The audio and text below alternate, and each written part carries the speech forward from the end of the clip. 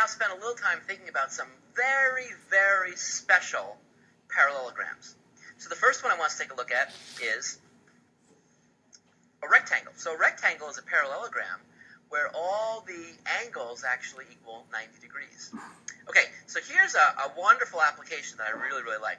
So here's part of a rectangular quilt that was made. You can see the different fabric swatches coming together. And in fact, we're told this, in fact, is a rectangle. And I'm also told that this length right here, EH, has a length of 12 inches. So we're given that. And also we're told that, in fact, the length EG, so this diagonal length right here, is 20 inches. So I'm told that's 20 inches.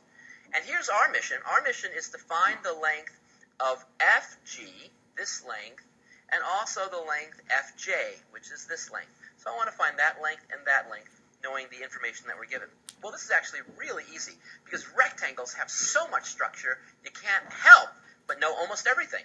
So let me give you an example. So here we know the bottom length is 12 inches. And so if the bottom length is 12 inches, that means that the top length is going to be the exact same length, 12 inches. So that's 12 inches, because these are going to have the same length. So remember, a rectangle is still a parallelogram, so opposite sides have same length. Now, here's the really cool thing.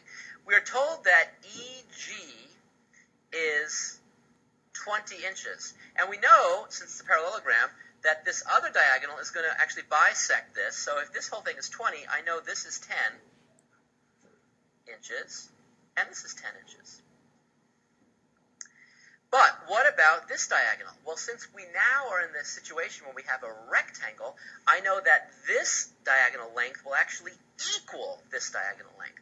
So in fact, since this length is 20, this length must be 20 as well. And again, we bisect, and so in fact, this must be 10 inches.